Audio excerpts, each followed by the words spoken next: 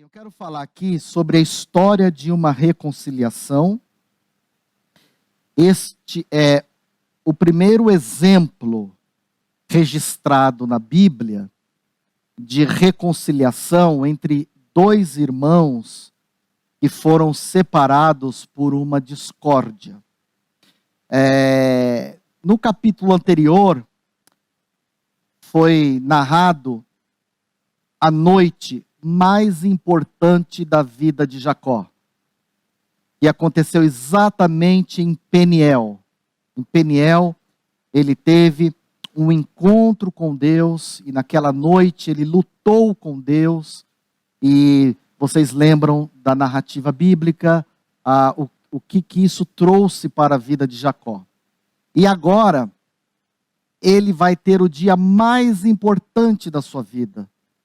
É o dia em que ele vai buscar se reconciliar com o seu irmão, e depois de 20 anos separados por uma intriga, separados por uma tensão familiar, agora chegou a hora da reconciliação. E esse texto nos ensina lições preciosas acerca da reconciliação e da importância de nós nos reconciliarmos com aquelas pessoas que estão afastadas de nós. É interessante que no início de vida de Jacó, foi um início de vida assim, muito conflitoso, de muitas brigas, de muitas discussões, de muita malandragem, de muita esperteza, de querer passar à frente, de prejudicar o outro. Mas depois que ele tem um encontro com Deus em Peniel, e ele é convertido naquele encontro, você percebe que as ações que Jacó vai tomando, e a primeira é se reconciliar com o seu irmão. Eu aprendo com essa narrativa bíblica que quando nós estamos separados de Deus, distante de Deus, nós não fazemos muita questão de reconciliar com os nossos familiares. Mas quando mais próximos de Deus estamos, quanto mais perto do Senhor, mais é a necessidade de nós nos reconciliarmos uns com os outros. Então, ao contar a história dessa reconciliação, o texto nos chama a atenção para alguns pontos importantes. O primeiro deles, no verso de número 3, o texto diz que Jacó, ele levanta os olhos e ele vê o seu irmão vindo em sua direção com 400 homens. Olha, eu tenho para mim que Jacó, ele não sabe o que está no coração do seu irmão Esaú. Ele não sabe os planos que estão no coração de Esaú. O que ele está vendo é que o seu irmão está vindo à sua direção com 400 homens. Imagine você no lugar de Jacó, né? Você está brigado com o seu irmão, há uma inimizade, e de repente esse seu irmão se aproxima de você com um exército de 400 homens. Fala, meu Deus, o que vai ser de mim, né? Qual é a intenção do meu irmão? É muito comum, em momentos como esse, nós ficarmos com medo. E o medo é um carrasco da alma. O medo faz a gente sempre pensar o pior do outro. O que esse homem está vindo em minha direção? O que ele vai aprontar? Talvez Jacó tenha sentido que esse conflito, esse confronto, esse encontro seria fatídico para a sua vida.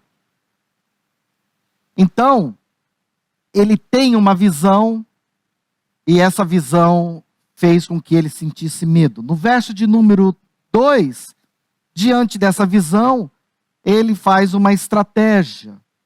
Ele coloca as suas servas, os seus filhos à frente, né? E ele vai então separando aqui em 3 comboios, cada comboio representado por uma das suas esposas, e ele então vai nesses comboios carregados de presentes, e ao ver que o seu irmão se aproxima, ele se vale de 2 expedientes. O primeiro expediente, no verso de número 2, ele divide a sua família em 3 grupos. Então, imagine você essa divisão que ele faz é uma evidência do seu amor por Raquel e por José. Por quê? Porque no comboio eles ficam por último. Ele manda primeiro as servas, as concubinas, depois ele manda a Lia, que é a irmã de Raquel. Fala bem, se tiver que acontecer alguma coisa, que aconteça com eles, né? E tenta preservar a Raquel e o José. Mais para frente no livro de Gênesis, nós vamos estudar a história de José também. Vocês vão entender o porquê dessa proteção a José. E o segundo expediente, no verso de número 3, é que ele sai de Peniel, o texto diz, mancando, porque Deus o havia tocado na sua coxa. E mesmo mancando, ele passa à frente, o texto diz que ele se adianta na frente de todos, e assim ele assume o controle, a liderança da sua família, e numa atitude de humildade, ele se curva, o texto diz, ele se prostra 7 vezes. Ou seja, o encontro em Peniel com Deus provocou uma mudança significativa na vida de Jacó. Ele que era um covarde, agora é um líder corajoso. Mesmo depois de ficar preocupado, ele assume a dianteira, ele vai à frente, e ele então, o texto diz no verso de número 3, que a sua caminhada é uma caminhada humilde, porque ele se prostrou-se 7 vezes.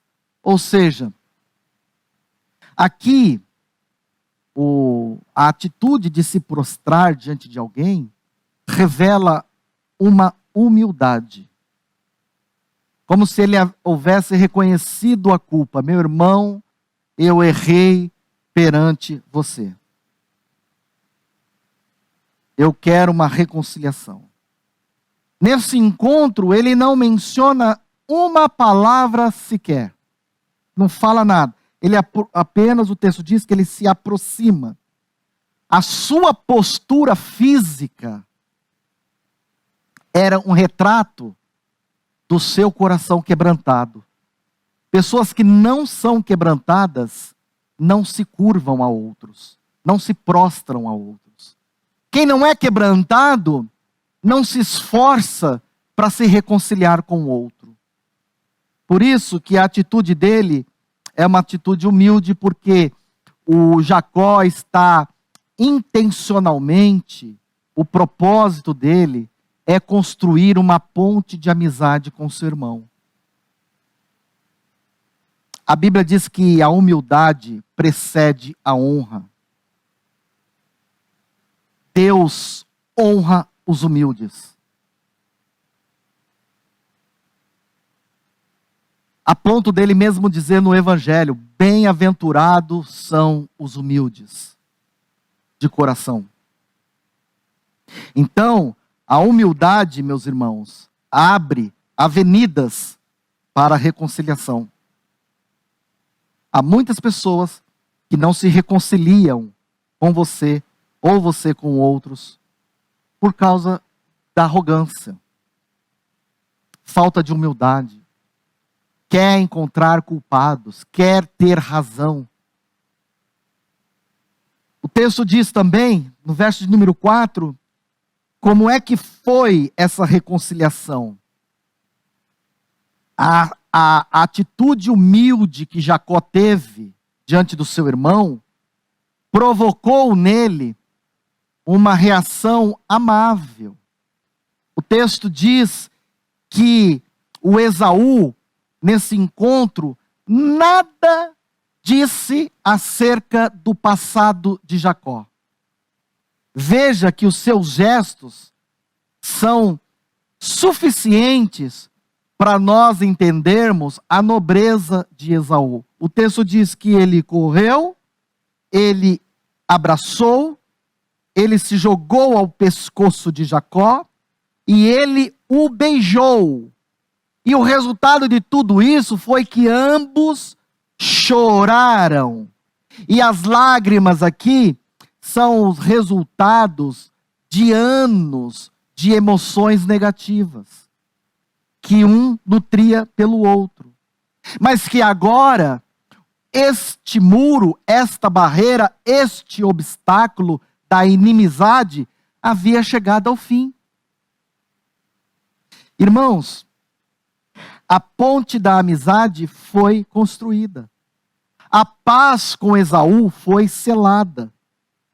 O mesmo Deus que havia mudado o coração de Jacó uma noite antes, agora é o mesmo Deus que no dia seguinte mudou as disposições do coração de Esaú. Há um ditado que diz que quando nós pedimos perdão, nós somos corajosos. Mas aquele que nos perdoa são nobres. Há uma nobreza quando você perdoa alguém. Há uma incompatibilidade do crente que se diz crente em não perdoar. Toda pessoa que não perdoa está negando a Cristo. Porque o Cristo é o maior símbolo de perdão para o crente. Na cruz, fomos perdoados de todos os nossos pecados. Então nós temos referência, nós temos modelo, nós temos motivação, nós temos Jesus que é o símbolo do perdão. Há crentes que são roubados na sua espiritualidade porque não se reconcilia, criou inimizade, aí deixou a carne falar mais alto, enfim. Então, graças a Deus pela vida de Jacó e muito mais pela vida de Esaú, que de comum acordo e movidos pelo Espírito de Deus, buscaram a reconciliação. E no verso de número 5, o Esaú levanta os olhos, ele vê que a comitiva de Jacó está chegando, e então ele quer saber quem são aquelas pessoas que estão com o Jacó. E aí o Jacó faz uma humilde apresentação. Vale ressaltar 2 destaques nessa apresentação. O primeiro deles, no verso de número 5, é que o Jacó reconhece, ao se apresentar para os irmãos, ele reconhece que os seus filhos são expressões da graça de Deus. O texto diz: levantou os olhos, viu as mulheres, viu os meninos, e aí o Esaú pergunta: quem são essas pessoas que estão com você, meu irmão? E ele responde: olha, os filhos com que Deus me agraciou. Deus havia agraciado Jacó com filhos.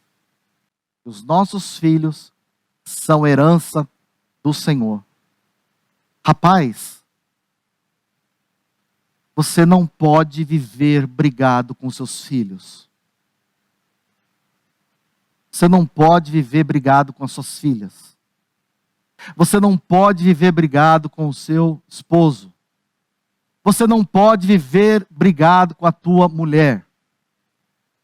Você não pode chegar do trabalho estressado, querer descontar o seu estresse em cima daquilo que é graça de Deus na sua vida. Então, a reconciliação na família é bênção. Se alguém está te pedindo perdão, libere o perdão. Se você precisa pedir o perdão, não deixe para amanhã o que você pode fazer hoje. Isso traz cura para a tua alma. Talvez eu esteja falando aqui para um público que ninguém precisa, amém. Mas talvez tenha alguém ali na internet e o coração está pegando fogo. Porque sabe que precisa se reconciliar. E fica postergando, e isso só vai trazendo maldição para a vida da pessoa. Aqui, o texto, foram 20 anos. 20 anos de pendência, de conflito, de tensão, 20 anos de separação, 20 anos que um irmão foi colocado para fora, que um foi para um caminho, o outro foi para um caminho. Foi um desastre. 2 décadas. No verso de número 13, o Jacó ele é cauteloso nas palavras e muito gentil nos agradecimentos. Ele diz assim: Senhor, sabe que esses meninos eles são ainda fraquinhos, são tenros.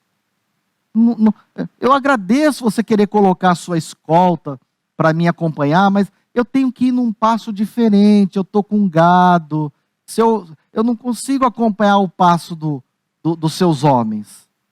Então,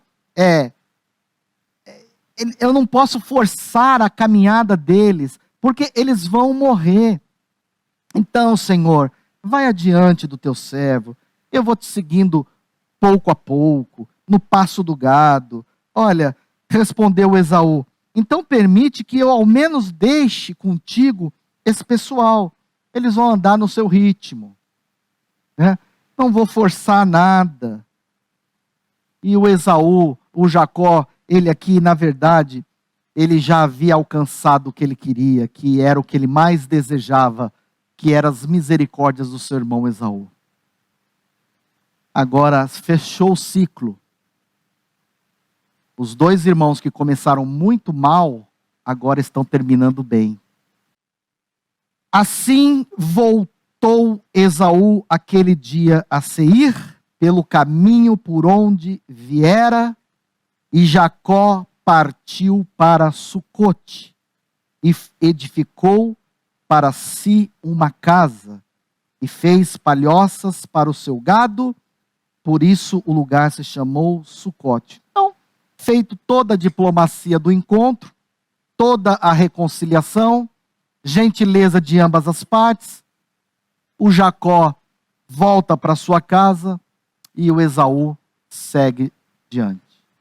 Ou seja, agora sim é uma separação amigável, bem diferente daquela separação inicial, aonde eles foram espirrados, cada um para o seu lado, briguento, aquela coisa toda que vocês já me ouviram falar aqui.